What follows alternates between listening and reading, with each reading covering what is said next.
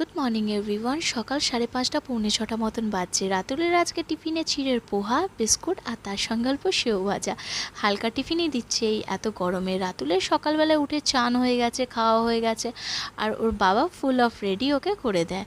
আর এই সামার ভ্যাকেশনের পর বাচ্চাদের স্কুল পাঠানো মানে তাদের সঙ্গে যুদ্ধ করা।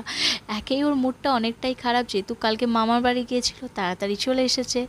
আর রাতুলের স্কুল আসতে যাওয়ার পর গোটা বাড়িটাই যেন কেমন একটা ফাঁকা হয়ে যায়, নইলে সারাদিন রাতুলকে নিয়েই থাকা। মাম্মাম এই নয়, মাম্মাম ওই নয়। আজকে সোজা পৌঁছে গেছি রান্নাঘরে। রান্না একটু দেরিতেই আজকে বসাবো, যেহেতু আজকে এই ছোট ছোট কাজগুলো করে নেবার চেষ্টা করছি।